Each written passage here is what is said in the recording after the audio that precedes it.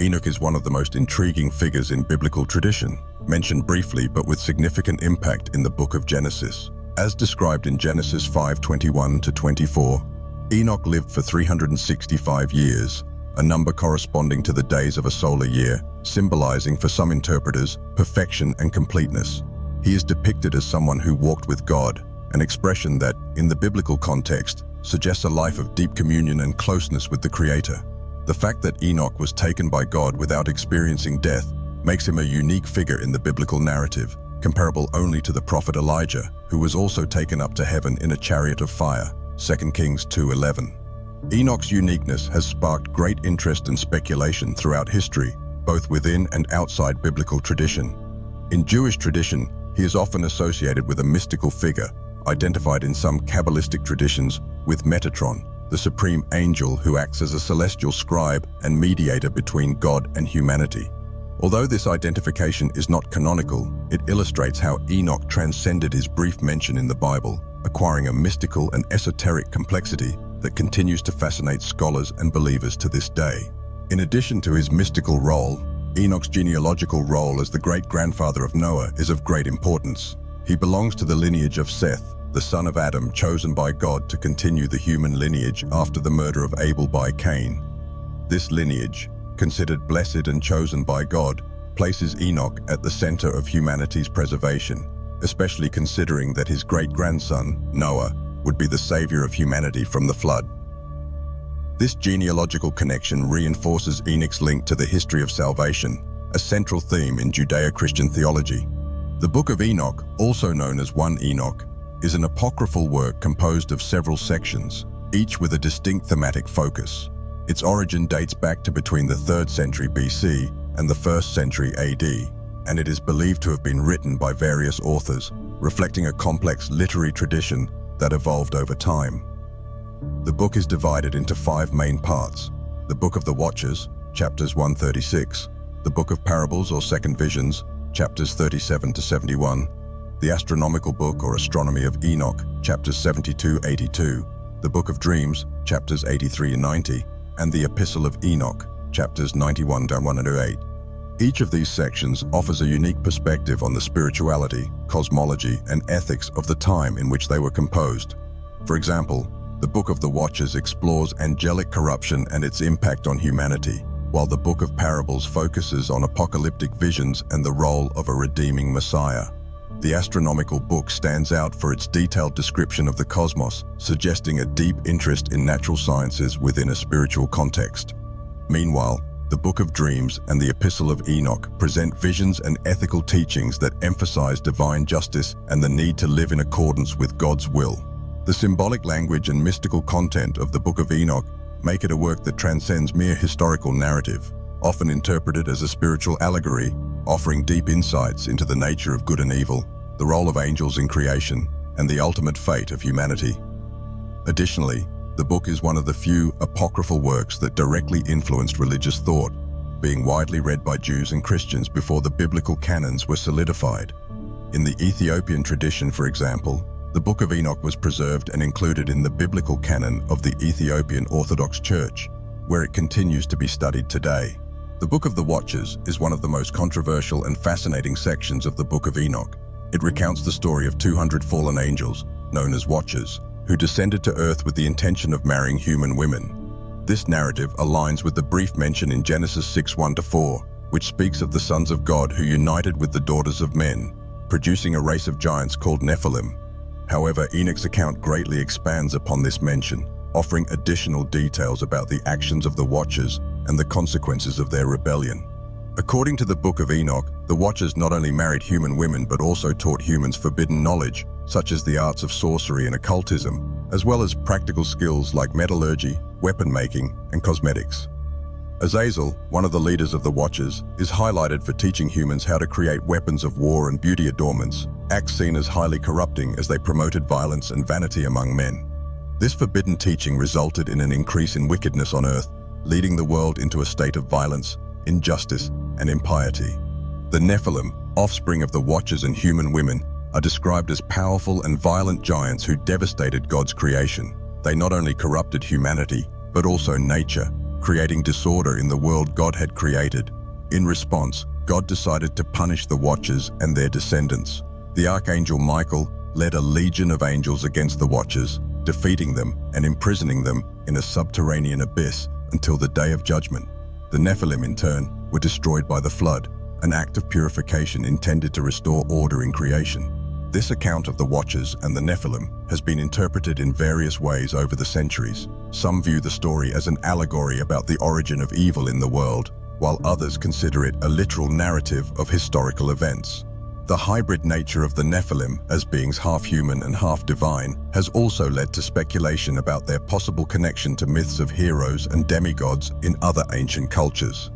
In the modern era, some conspiracy theorists and ufologists have interpreted the Watchers as extraterrestrials who visited Earth and influenced the development of humanity, an idea that continues to capture the popular imagination.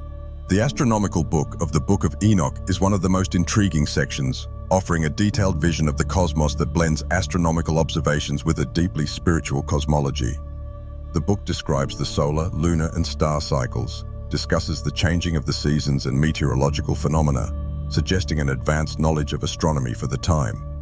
These revelations are attributed to the angel Uriel, sent by God to teach Enoch the secrets of heaven. The astronomical book stands out for several reasons. First, it represents an attempt to harmonize scientific knowledge with divine revelation, showing that, in the view of its authors, understanding natural phenomena was part of God's plan for humanity. Second, the book reveals a cosmology that, though archaic by modern standards, demonstrates a deep respect for the order and harmony of the universe, seen as a meticulously planned divine creation. One of the most notable aspects of the astronomical book is the description of the portals through which the sun and moon enter and exit the sky. These portals are depicted as fixed structures through which celestial bodies move, reflecting the ancient view of a geocentric and orderly universe. Additionally, the book discusses the phases of the moon and the movements of the stars, emphasizing the regularity and precision of these cycles as evidence of divine design. This emphasis on cosmic order contrasts with the chaos introduced by the Watchers and their descendants, suggesting that astronomical knowledge was seen as a way to resist corruption and align with God's will. Another important point in the astronomical book is its attempt to explain the origin of the calendar and the seasons. Enoch is presented as a master of time, someone who understands the cycles of the year and the seasonal changes, and who passes this knowledge on to his descendants. This reflects the importance of the calendar in the religious and agricultural life of antiquity, where precise knowledge of time was essential for observing religious festivals and organizing social and economic life. The astronomical book can thus be seen as an attempt to codify this knowledge in a way that reflects the belief that time, like the cosmos, is a creation of God and should be respected as such. The Book of Parables, or Second Visions, is another section that explores apocalyptic and messianic themes. This book contains parables or visions received by Enoch, in which he sees the future judgment of the wicked, the coming of a redeeming Messiah, and the restoration of divine justice on earth. These visions are rich in symbolism and have been interpreted in various ways over the centuries, reflecting both the messianic hopes of the intertestamental period and the eschatological beliefs of early Christianity. One of the most important visions in the Book of Parables is that of the Son of Man, a messianic figure described as one who will come in glory to judge the wicked and reward the righteous. This title, Son of Man, is significant because it is the same one used by Jesus in the New Testament to refer to himself. This has led some scholars to suggest that the concept of a heavenly Messiah in the Book of Enoch may have influenced how Jesus was understood by the early Christians. However, it is important to note that the Son of Man in the Book of Enoch is a more symbolic and less defined figure than in the New Testament, indicating that messianic ideas were evolving during the period in which the book was written. In addition to the figure of the Messiah, the Book of Parables provides a detailed description of the final judgment, in which God will judge the fallen angels and the wicked of humanity. This vision of a universal judgment reflects the belief that divine justice will ultimately be realized, even if it is not visible in the present. Enoch is shown as a mediator between God and humanity, someone who receives and transmits these revelations so that the righteous may be encouraged to persevere in their faith. The apocalyptic vision of the Book of Parables also includes the hope of a new creation, where the earth will be renewed and peace restored. This vision of a new era of justice and peace is characteristic of apocalyptic literature, reflecting the hope that, after the judgment of the wicked, God will establish an eternal kingdom where justice will prevail. This messianic and eschatological hope played a crucial role in the development of Christian beliefs about the return of Christ and the establishment of the kingdom of God on earth. Despite its initial popularity, the Book of Enoch was eventually rejected by the main currents of Judaism and Christianity. In Rabbinic Judaism, the exclusion of the book from the Hebrew canon was partly due to its apocalyptic nature and the theological implications associated with the Watchers and the Nephilim. Rabbinic tradition emphasized the Torah and the prophets as the primary sources of divine revelation, relegating texts like the Book of Enoch to marginal literature as they were considered of dubious origin or presented views divergent from the dominant theology. In early Christianity, the consolidation of the New Testament also led to the exclusion of texts that were not aligned with the emerging doctrine of the Church. Although the Book of Enoch was widely read and respected by some Christian communities, especially in Ethiopia and among Coptic Christians, it was eventually rejected by the church councils that defined the biblical canon. This rejection was partly due to the suspicion that the book contained elements of mythology and folklore incompatible with Orthodox Christian faith. As a result of this rejection, the Book of Enoch disappeared from most Jewish and Christian traditions for more than 1,000 years. It survived only in the Ethiopian Orthodox Church, where it was preserved and continues to be read as part of the biblical canon. The preservation of the Book of Enoch in Ethiopia is a testament to the diversity of biblical traditions and how different communities valued texts that were excluded by other traditions. Interest in the Book of Enoch resurfaced in the 18th century when it was rediscovered by European explorers who found copies of the text in Ethiopian churches. In 1773, Scottish explorer James Bruce brought 3 copies of the Book of Enoch to Europe, where they were translated into Latin and later into other European languages. The rediscovery of the book sparked great interest among scholars, theologians, and historians fascinated by its apocalyptic and mystical content. Since then, the Book of Enoch has been the subject of intense study and debate. It has been identified as a crucial work for understanding the religious thought of the intertestamental period, and many scholars believe it influenced the development of apocalyptic theology in both Judaism and Christianity. The book also raises questions about the formation of the biblical canon and the criteria by which certain texts were included or excluded. In the modern era, the Book of Enoch has also become a source of speculation for conspiracy theorists and enthusiasts of alternative theories about ancient history. Some authors have suggested that the Watchers described in the book were actually extraterrestrials who visited Earth in ancient times and influenced the development of human civilization. Although these theories are not accepted by academia, they demonstrate how the Book of Enoch continues to capture the popular imagination. Additionally, the Book of Enoch has been a source of inspiration for literature, cinema, and pop culture. Its rich and symbolic narrative, combined with its apocalyptic themes, makes it an appealing work for writers and filmmakers who seek to explore the mystical and occult aspects of religious history. While the book remains a controversial work, it plays an important role in the ongoing dialogue about the nature of divine revelation and the role of apocryphal texts in religious tradition. One of the most debated aspects of the Book of Enoch is its mention in the Epistle of Jude, one of the letters in the New Testament.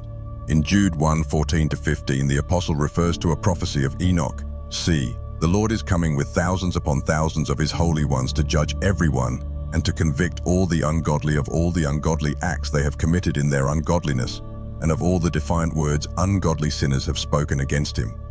This quote is almost identical to a passage from the Book of Enoch, leading some scholars to suggest that Jude was familiar with the text and perhaps considered it a legitimate source of revelation. However, Jude's mention of Enoch does not necessarily imply that he considered the book canonical or inspired. It is possible that Jude was using an oral or written tradition widely known at the time without endorsing the entire content of the book. The use of texts external to the Hebrew Bible in the New Testament is not uncommon. Paul, for example, quotes Greek poets in his writings, and the author of the Epistle to the Hebrews refers to apocryphal texts. This suggests that the New Testament authors were willing to use a wide range of sources to communicate their message, but this does not imply that they considered all these sources inspired. This issue continues to be a subject of debate among theologians and biblical scholars.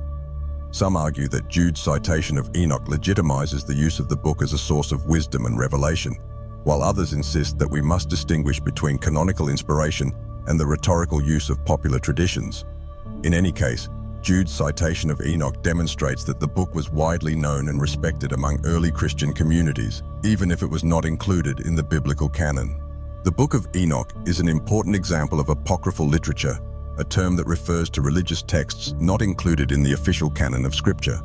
Although often seen as secondary sources of revelation, many apocryphal works, like the Book of Enoch, offer rich and complex visions of the faith and spirituality of ancient Israel and early Christian communities.